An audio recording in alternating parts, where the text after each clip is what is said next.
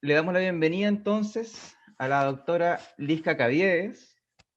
La doctora Lizca es, doctora en biomedicina y tiene un máster en biomedicina con mención en investigación básica y translacional en cáncer. Ambos grados otorgados por la Universidad de Barcelona, ¿sí?, en España. Recientemente, además, la doctora Lizca Caviedes se adjudicó un proyecto para realizar su postdoctorado en el tema de reprogramación metabólica y además indicar que durante los estudios de su doctorado generó herramientas para utilizar la tecnología CRISPR-Cas para modificación genética. Indudablemente, el aporte de la doctora Caviedes ha sido enorme en el diagnóstico de QPCR, de que forma parte integral, ¿cierto?, del equipo de diagnóstico de COVID de nuestro laboratorio, lo que es la Universidad de Concepción. Así es que mientras está esperando la visa para poder ir a realizar sus estudios de postdoctorado. Y mencionar que además en esta oportunidad la doctora Caviedes nos va a presentar su charla que está titulada Bases para el uso de CRISPR-Cas como una herramienta diagnóstica de SARS-CoV-2.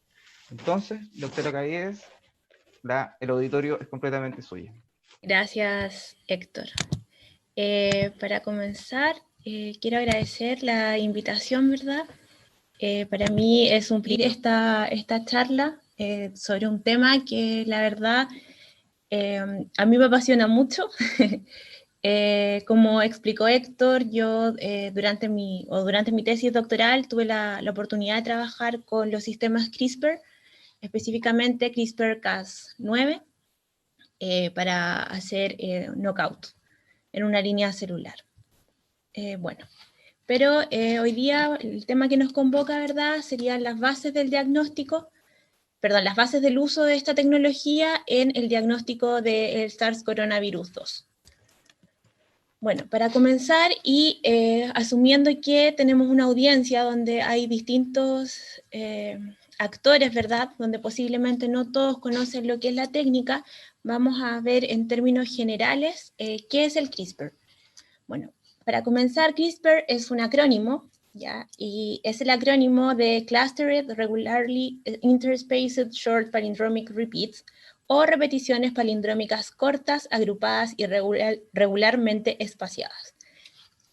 Viendo este tremendo nombre, entenderán por qué le llamamos simplemente CRISPR, ¿ya? Estas secuencias, o es una familia de secuencias de ADN que se encuentran en los genomas de distintos organismos, específicamente procariotas, como lo son las bacterias y las arqueas. Estas secuencias se derivan de fragmentos de ADN de bacteriófagos que previamente han infectado a estas bacterias, y se utilizan para detectar y destruir el ADN de los bacteriófagos similares durante las infecciones posteriores. ¿Qué significa esto? En términos generales, este sistema CRISPR-Cas es un sistema, es parte del sistema inmunológico de los procariotas, y lo que hace es otorgar o conferir resistencia a elementos genéricos, extraños, como pueden ser plásmidos y fagos, o infecciones, con esto voy a las infecciones por fagos, y proporcionando una inmunidad adquirida. Esto es dentro de una bacteria, ¿ya? ¿Qué es lo que sucede? El ARN se alberga la secuencia espaciadora, que, a ver, no sé, si muevo el cursor se ve, o tengo que...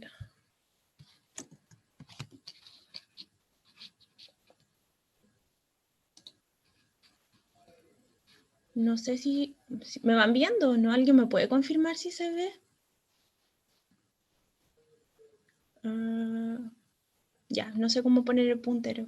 Pero bueno, como les decía, en el ARN viral se van a albergar estas secuencias, ¿verdad?, de las infecciones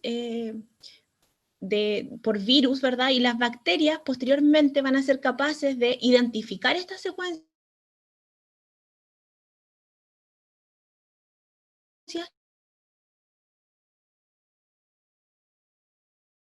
y por medio de determinarlas y destruirlas. Dentro de las proteínas Cas tenemos una serie, dos clasificaciones, o se dividen en dos grandes clasificaciones. Ya, la primera son las de tipo 1 y con las que se ha desarrollado, ¿verdad?, la bioingeniería o la biotecnología, son con las de tipo 2, con las de clase 2, perdón, donde tenemos de tipo 2, que sería la Cas9, de tipo 5, que sería la Cas12, y la última de tipo 6, que sería o corresponde a la Cas13. ¿Ya? También, hasta el momento se ha descrito que aproximadamente el 50% de los genomas bacterianos secuenciados poseen este tipo de secuencias y en el 90% de las arqueas secuenciadas. ¿Ya? O sea, es un sistema que está presente en estos organismos. ¿Ya? Ahora les voy a comentar un poco cómo funciona esta técnica, o también por qué se ha denominado tijera genética. Cuando una bacteria, en este caso, es infectada por un fago, que sería un fago es un tipo de virus, ¿ya? El DNA viral se incorpora, ¿verdad?, en el DNA del CRISPR. Y tenemos dentro de este DNA CRISPR, donde se van acumulando, ¿verdad? Mira, aquí lo vemos en lila, lo vemos en naranja, en verde y en azul, las infecciones que pueden haber causado distintos fagos, ¿verdad? O sea, vamos a tener distintos materiales genéticos, los cuales están separados por unas secuencias, ¿ya? Y todo esto corresponde al DNA del CRISPR. Posteriormente, cuando la bacteria nuevamente es infectada, nuevamente por estos virus, ya va a tener, ¿verdad?, en su ARN, va a tener la secuencia de este virus. Entonces, el sistema inmune bacteriano va a ser capaz de detectarlo en conjunto con las nucleasas, ¿verdad?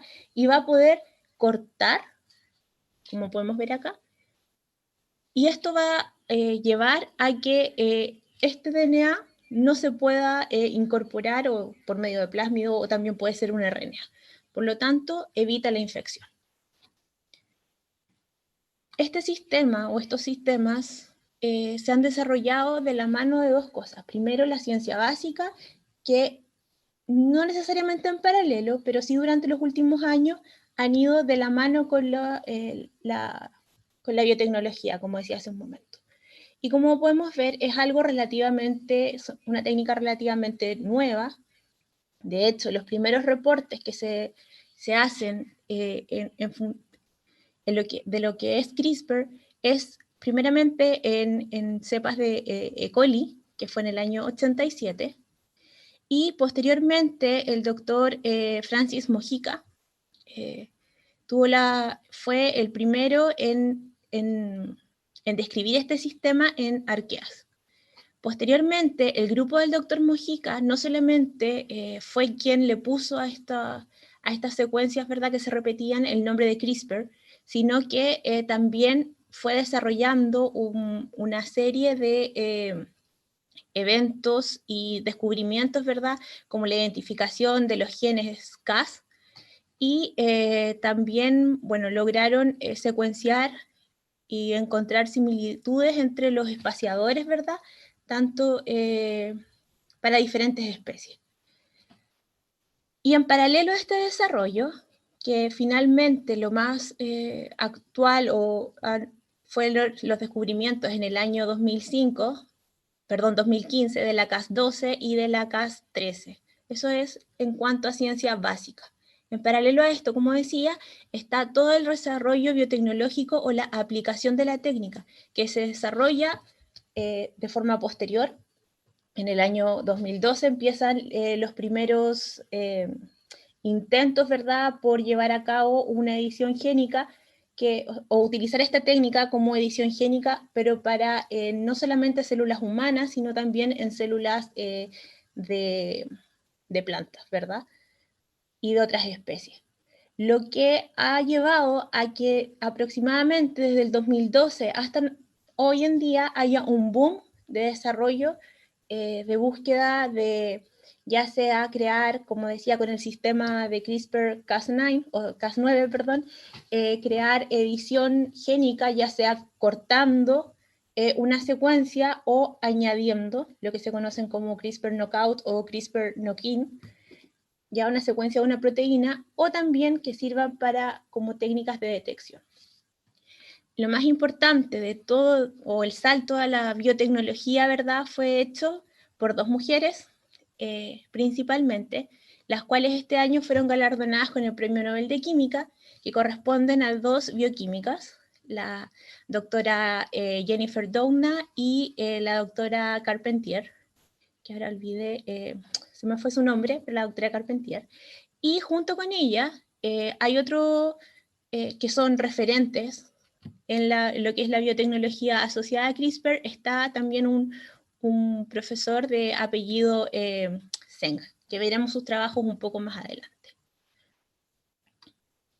Ahora bien, el sistema CRISPR-Cas como herramienta de diagnóstico se ha usado in vitro, ¿ya? Y se ha probado para diagnosticar diferentes enfermedades o identificar distintas bacterias o cepas. Está asociado a diagnósticos virales, bacteriológicos, fúngicos, parásitos, también se ha utilizado para tumores. Y específicamente hay trabajos que habían mostrado la eficacia de esta herramienta, sobre todo en lo que es el desarrollo o el diagnóstico, mejor dicho, del virus del VIH, el papilomavirus y también del ébola, ya que estos son trabajos antecesores, ¿verdad?, a lo que es el trabajo de la pandemia. Y que esto también es la base para lo que vamos a hablar ahora. Bueno, hasta aquí llegó el SARS-CoV-2, y aquí yo no voy a ahondar mucho porque ya otros profesores o otros doctores lo han comentado. No es necesario, creo yo, para esta presentación mencionarlo, pero quería, hasta que llegó este virus, ¿verdad? Y de este virus lo único que les voy a comentar va a ser esta imagen, que es, bueno, que son las secuencias, es la secuencia del virus, ¿verdad? La secuencia genómica y lo que codifica cada una de sus proteínas. Lo interesante de esto, o de esta técnica, es, como decía hace un rato el profesor Santos, que es importante que esta técnica está basada en biología molecular. Entonces, como él decía, quizás no es una técnica que aporte algo tan diferente, es biología molecular, pero es otra forma de biología molecular a la que estamos convencionalmente acostumbrados, como lo sería, ¿verdad?, la real-time PCR. Entonces, ¿qué pasa? ¿Por qué podemos usar el CRISPR para el diagnóstico de COVID-19? Primero, porque tenemos una secuencia génica, o sea, un genoma. Si nosotros somos capaces de identificar dentro de este genoma ciertas dianas donde las enzimas sean capaces de identificarla y cortar, vamos a poder emplear el CRISPR. Y esas dianas pueden estar en cualquiera de estas proteínas.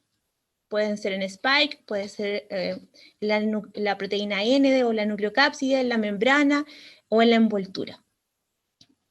Entonces, eso nos permite, ¿verdad? Y no solamente puede ser una la diana, pueden ser múltiples dianas, ya las cuales se pueden ir combinando y otorgar, ¿verdad?, un mejor diagnóstico o un diagnóstico más temprano o más rápido. Bueno, el primer trabajo en relación a esto fue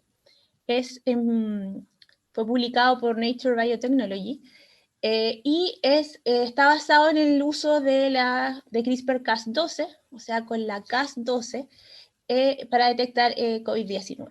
Y este grupo, bueno, que el autor principal es James Broughton, es un grupo asociado a una de las premios Nobel, que es a la doctora Doudna, y está asociado a una empresa biotecnológica, que eso también es importante, creo yo, mencionarlo. Entonces, ¿qué planteaban ellos? Un protocolo, la verdad, que es relativamente sencillo. Es a partir de un hisopado nasofaringio. Posteriormente se extraía el RNA y se hacía una amplificación por medio de un isotermal y se incubaba, ¿verdad?, este producto con la Cas12. ¿Qué pasaba ahí? La Cas12 iba a ser capaz, bueno, la Cas12 previamente está puesta con una guía, una RNA guía, iba a ser capaz de identificar la secuencia donde correspondía y cortar. Y posteriormente se insertaba, se hacía un test de flujo lateral. Si había señal, era positivo. Y si no, el paciente era negativo.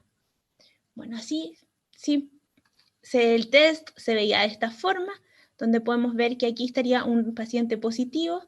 Nuevamente ellos explican que cuando la Cas12 cortara la secuencia, nosotros íbamos a ser capaces de visibilizar, ¿verdad?, la banda.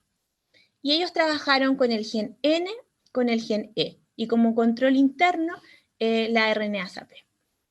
Bueno, al igual que para PCR, aquí ellos planteaban un código, ¿verdad?, en el cual si eras positivo para los dos genes, eras COVID positivo. Si eras positivo para uno de los genes, eras un probable positivo.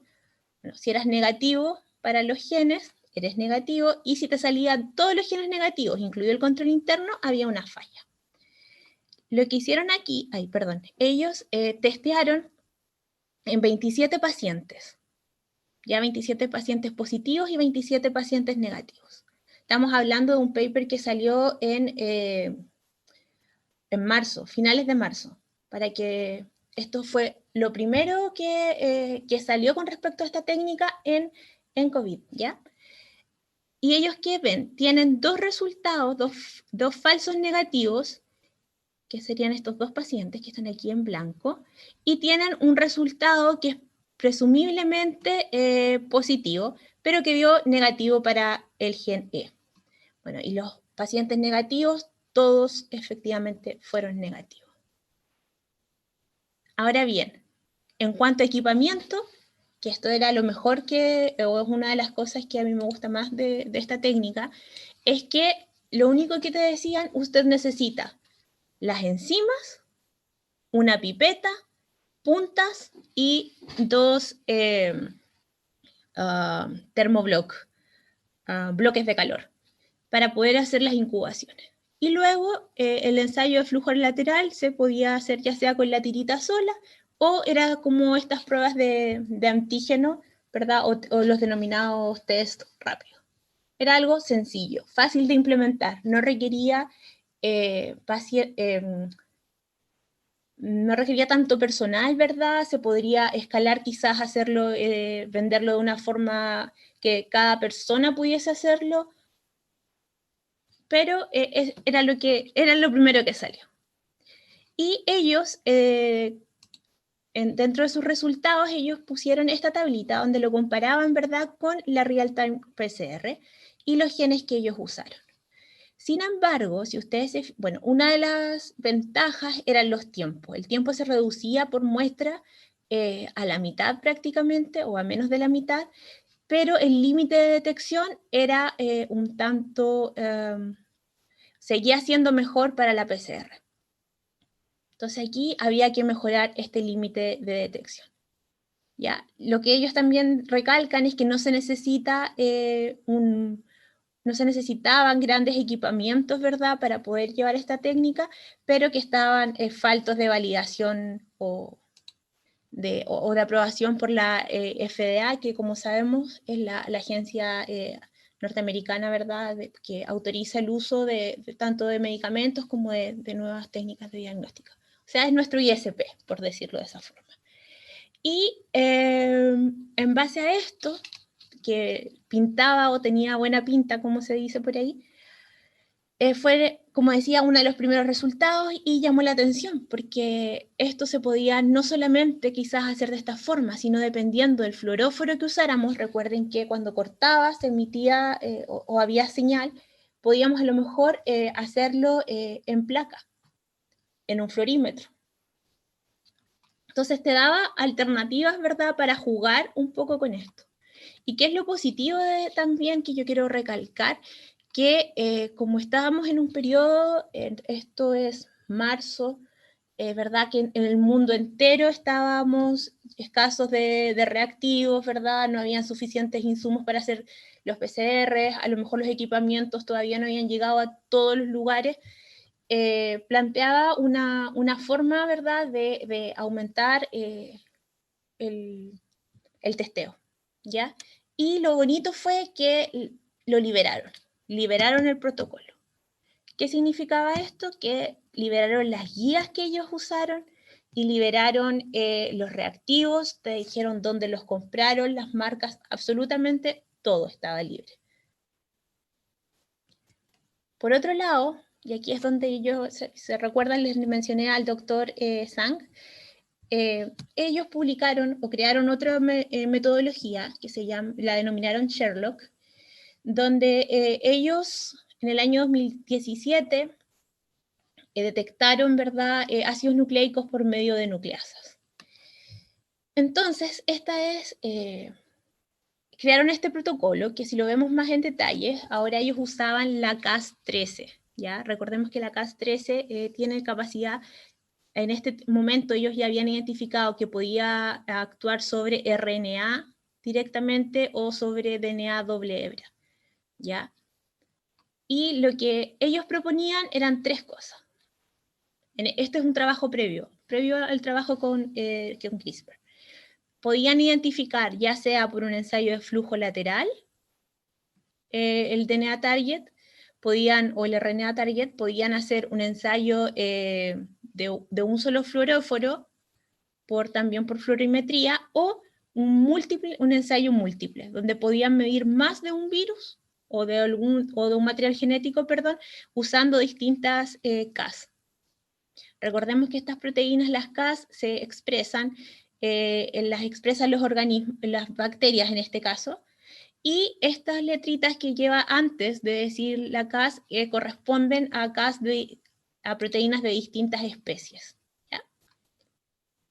Entonces, ellos tenían este paper publicado y ellos son principalmente los que hicieron el test de VIH, identificaron cómo hacer este test para identificación de VIH y papilomavirus.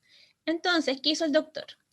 Ellos crearon una web que todavía existe, que se llama stopcovid.com, si no me equivoco, pero es stopcovid, ¿ya? Y ellos, ¿qué dijeron? Nosotros liberamos también este protocolo en base a lo que nosotros hicimos previamente con los dos virus que les mencioné.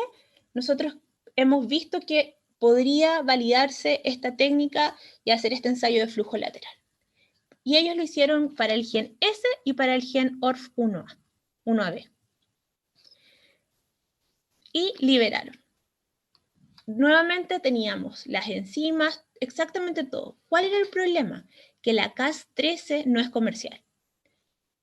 ¿Ya? No es comercial en el sentido de que, el vector que te permite aislarla sí está disponible, pero tú no puedes comprar a una empresa la enzima purificada. Entonces, aquí hay lo que yo digo que lo más lindo del COVID es que se abrieron las puertas, ¿verdad?, para que existiera colaboración que a lo mejor antes no se hubiese hecho. Aparece este grupo de Tailandia que seguramente les dijo, ya, nosotros les validamos con nuestras muestras. Y este paper salió ahora en diciembre de 2020, o sea, hace un mes, y ellos lo que hicieron fue, tomaron, ¿verdad?, el RNA viral, hicieron la RT y luego hicieron el protocolo de Sherlock. Y midieron ya sea por una reacción de flujo lateral o por una reacción de fluorescencia. Es decir, hicieron la validación clínica de la técnica.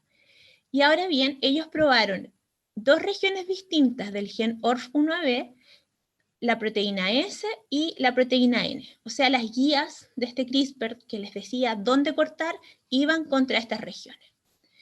Cuando vemos los resultados, ¿verdad?, podemos observar que el límite de detección es más adecuado para la gen S.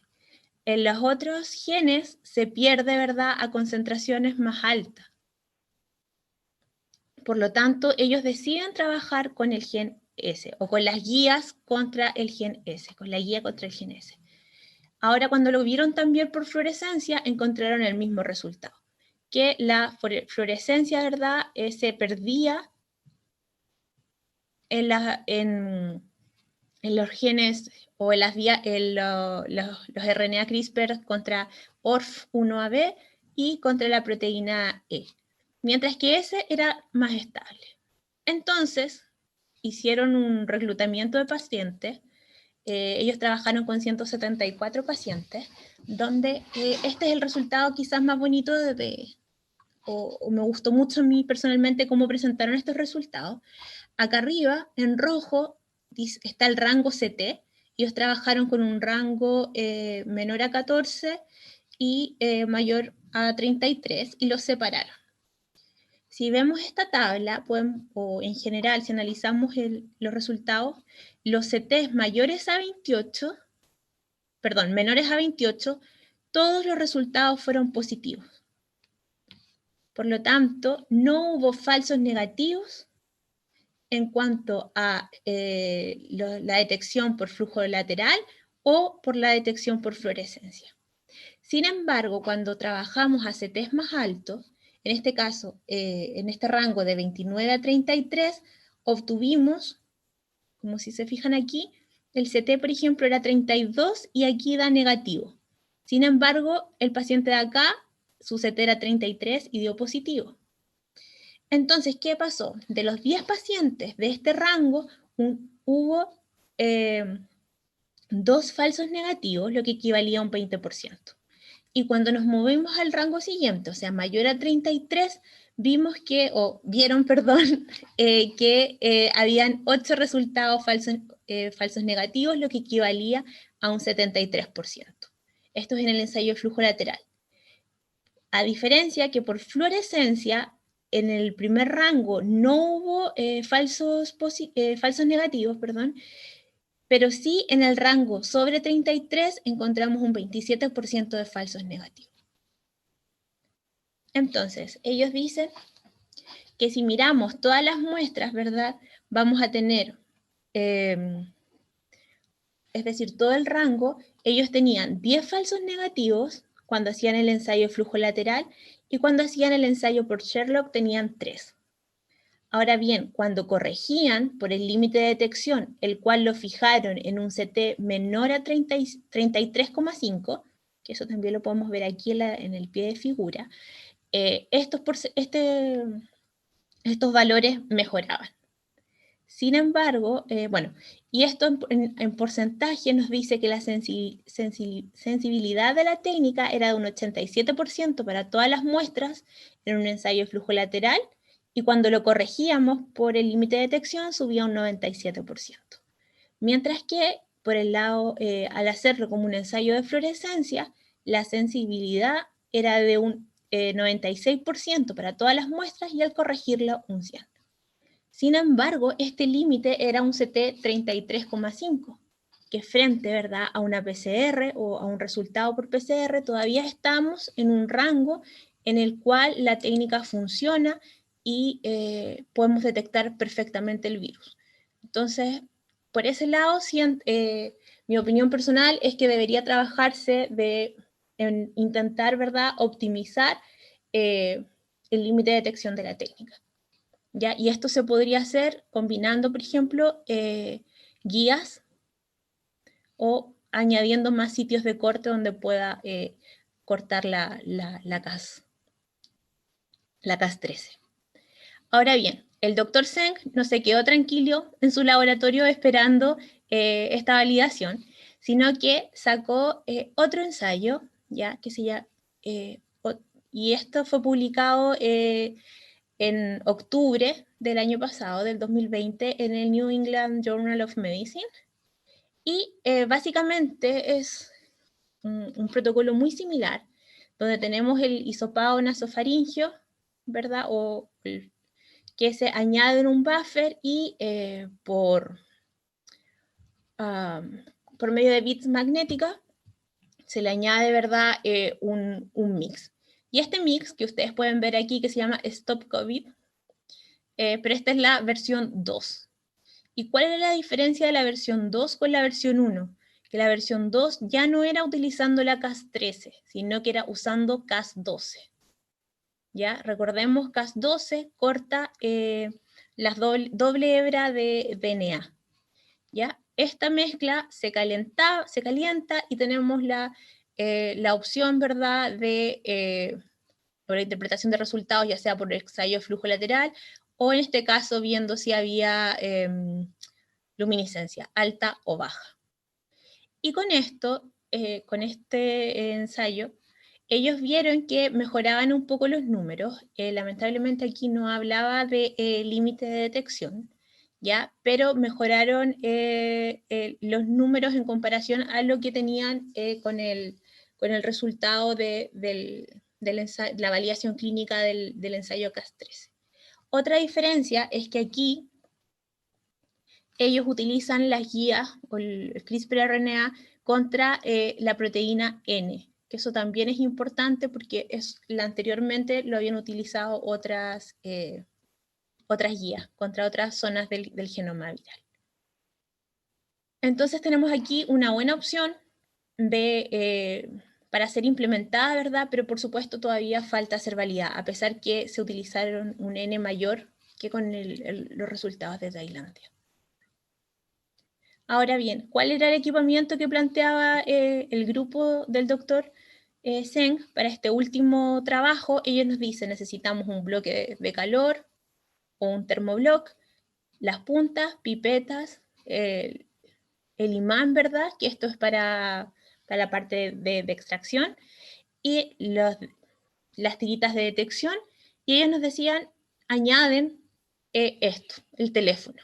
Pero el teléfono era con una aplicación, una aplicación móvil, la cual cuando tú tenías tu resultado le sacabas una foto y la comparaba con una base de datos y te decía si tu resultado era positivo.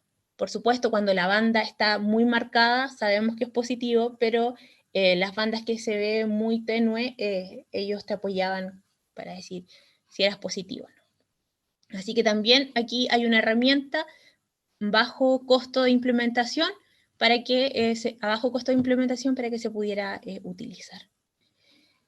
Y esto es lo último, o esto ya va un poco más, es de enero de este año, donde nuevamente el grupo de Jennifer Doudna, acá está, ganadora del premio Nobel, saca esta publicación donde ellos hacen o amplifican, ¿verdad?, y detectan SARS-CoV-2 usando la Cas13a y un teléfono móvil. Este trabajo es bien interesante y este es el resumen, ¿verdad?, del trabajo, y lo que ellos concluyen es que esta enzima puede detectar cuantitativamente el ARN del virus sin preamplificación. Eso significa que es la muestra directa. Se puede aumentar la sensibilidad combinando distintos CRISPR-RNA, que en este caso iban en contra del gen N, dos porciones distintas del gen N y una porción del gen E. ¿Ya? La Cas13 puede cuantificar con precisión y rapidez el RNA en las muestras de pacientes, y finalmente lo que ellos desarrollan es que el teléfono móvil puede actuar como un dispositivo que nos permita leer el ensayo, ¿ya? Y esto es por medio de unas modificaciones que se hacen, pero me parece tremendamente interesante, ¿verdad?, que con el teléfono móvil, o sea, menos equipamiento aún, seamos capaces de detectar, ¿verdad?, si un paciente va a ser positivo o no. Por supuesto, la señal y el tiempo tienen que ver o la intensidad de fluorescencia con el diagnóstico y van asociados a eso, pero la línea es de seguir encontrando herramienta, ¿verdad?, o utilizando esta herramienta que nos permita avanzar. Finalmente, y esto es un preprint, esto significa que no ha sido todavía revisado ni publicado, pero igual lo quise poner, porque creo que vale la pena mencionarlo. Esta es otra técnica que se llama Discover, ¿ya? En la cual, a partir de muestras de saliva, ellos permiten la detección del virus utilizando nuevamente la Cas13. Entonces, la verdad es que creo que he ido muy rápido y como perspectivas del uso de la técnica, yo creo que Detector, Sherlock y Discover muestran aplicabilidad, ¿verdad?, en el diagnóstico molecular. Por supuesto, queda mucho todavía pendiente y sobre todo lo que es la validación clínica. Y a nivel personal, creo que es imprescindible encontrar la combinación correcta, ¿verdad?, de las guías, de las guías o de los CRISPR-RNA y la Cas, ya para poder optimizar los resultados y ampliar los límites de detección para poder competir, ¿verdad?, con lo que es la PCR en tiempo real.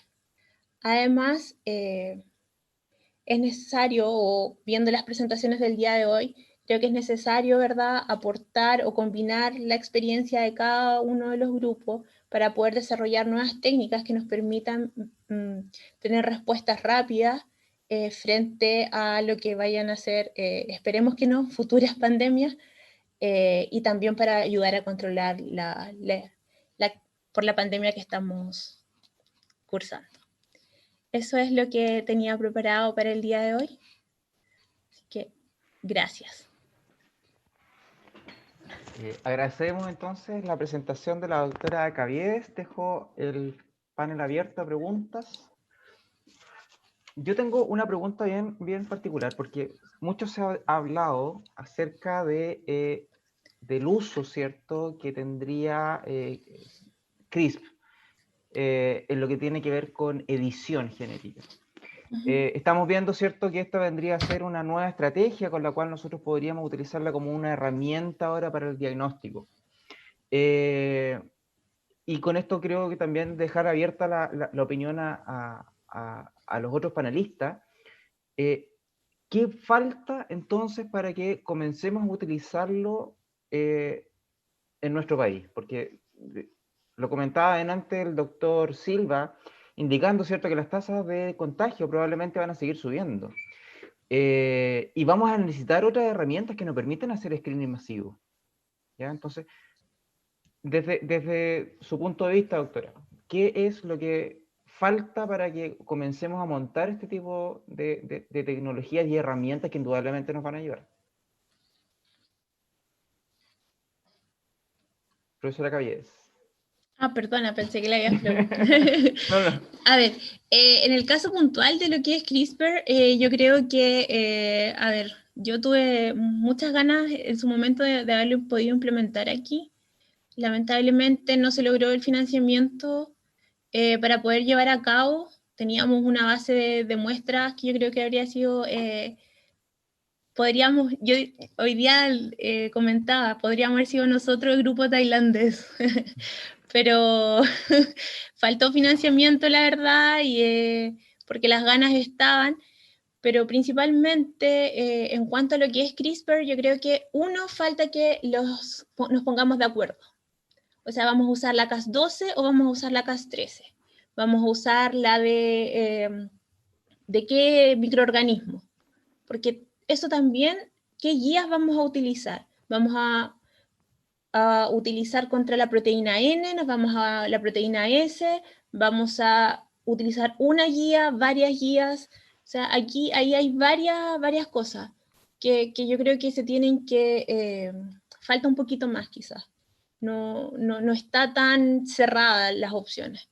Entonces, pero sí, una vez que se tienen las técnicas o se tienen el conocimiento, se encuentran las guías, porque lo más difícil de la técnica es encontrar la guía correcta. Porque tú vas y pones, por ejemplo, una secuencia y quieres buscar los sitios donde te puede cortar la Cas12 y te pueden salir 40 distintos. Entonces, claro, son 40 guías que tú tienes que probar a ver cuál logras tener mejor señal. Entonces, lo bueno de esto, que fue lo que yo recalqué, fue que los grupos liberaron las guías. Dijeron, estas son las guías que nosotros probamos. Entonces, eso también habría una posibilidad, ¿verdad?, de obtener o generar las bases, por ejemplo, para después utilizarlo contra, por decir, influenza, contra anta, contra otras enfermedades. Que eso también a mí me parece súper interesante, haber podido crear, por ejemplo, un panel de enfermedades virales que se pudieran detectar por medio de CRISPR. Tengo una pregunta dirigida particularmente a la doctora Caviedes, que indica qué tan masivo puede ser la aplicación de CRISPR. Ya, la masividad yo creo que puede ser de acuerdo a si lo vamos a hacer en una placa, por ejemplo, en un fluorímetro. Si hacemos fluorescencia, el tamaño de la placa puede ser, no sé, 96 pacientes, 94 más los controles, en, no sé, una hora podríamos tener resultados o en 40 minutos. Y en paralelo también se pueden hacer, lo ideal sería tenerlo también disponible como una especie de test rápido, que ahí también se puede aplicar de forma masiva, como por supuesto la PCR sigue siendo la técnica, el gold standard, pero esto nos serviría, ¿verdad?, para poder pesquisar. Claro, así es. Doctora Delgado, con respecto a su técnica, ¿qué falta para dar el siguiente paso? El audio está cerrado. Bueno, en Chile, para poder utilizarlo en los servicios de salud, se necesita la aprobación del ISP, porque el Ministerio de Salud, para poder comprarlo para el uso, digamos, de salud pública, obviamente que exige pasar por el ISP, porque son las mismas entidades reguladoras del Estado. Y eso yo pienso que debería faltarle muy poquito. De hecho, ya en Chile hay 3 equipos funcionando sin la aprobación del ICP en las mineras del norte, porque ellos tienen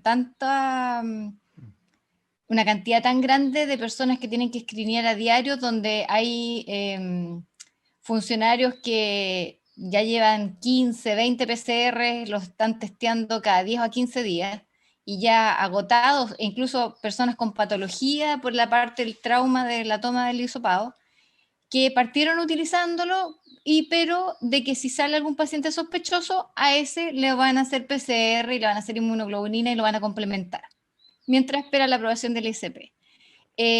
Y creo que faltaría solo eso, porque la llegada de equipos tiene la limitación de que la producción de equipos todavía es limitada a nivel mundial, porque están recién partiendo, porque hay muchos países que están inscritos para esos equipos, pero como fuimos pilotos, nosotros tenemos el privilegio que deberían darnos, digamos, más opción versus otros países que no fueron pilotos. Y se supone que de estos equipos iniciales hay reservados 10 para Chile. Y ahí tendrá que después el ministerio determinar dónde los pone desde el punto de vista estratégico para sacarles el máximo provecho.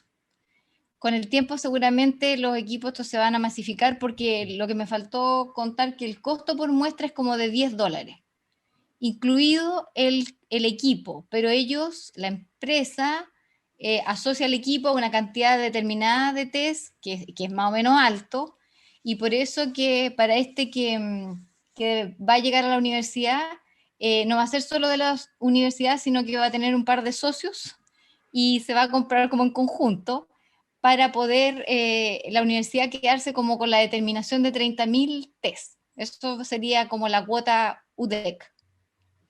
Y la otra van a ser compartidas por los socios. Claro. Pero solamente es eso, la aprobación del ISP para poder utilizarlo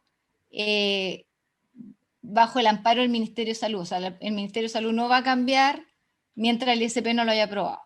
Ahora, yo creo que más que cambiar es complementar, porque como todos sabemos, cada una de estas tecnologías tiene el límite que obviamente no alcanzaría jamás para todos, pero de la suma de todas las técnicas podemos testear una mayor cantidad de población, porque en la medida que encontremos a los asintomáticos que mantienen la pandemia y los aislemos correctamente, bueno, vamos a poder frenar un poco la cosa.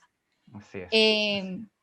Y yo creo que eso es lo importante de sacar acá, además de poder entre todos complementarnos. Si un grupo, de hecho nosotros hemos compartido parte de las muestras con las que estamos probando este PCR a tiempo real que también estamos haciendo in-house con grupos de ciencias biológicas, porque también a veces tener las muestras es lo que dificulta el poder validar una técnica. Así Justamente. que, y también nosotros a veces Justamente. al comienzo teníamos que andar ahí en el hospital regional llorando un poco para que nos convidaran muestras, así que también a nosotros nos ha pasado el vivir la dificultad de tener la muestra adecuada y con información clínica, porque también una muestra suelta a veces tampoco sirve de No, tanto. no es de mucha utilidad, justamente. Y para el doctor Silva, ¿cuál es el paso siguiente? ¿Qué es lo que falta para que la espectrometría de masa de alta resolución llegue definitivamente a ser el diagnóstico gold standard de COVID? Que China empiece a emplear. E se China hace o lobby para emplear, a técnica está hecho. E já estão fazendo isso com o Shimatsu. Porque nós outros que hicimos? Porque há muitas trabas em o país para implementação de técnicas novas. Porque nós outros somos sul-americanos, não é como. Toda a tecnologia tem que ser validada afuera para depois comprarmos a tecnologia. Então, depois de várias conversações acá, não ligava a nenhum ponto, decidimos publicar e entregar isso para que outros la validem e implementem. Pero se implementa a un estadia con nombre chileno.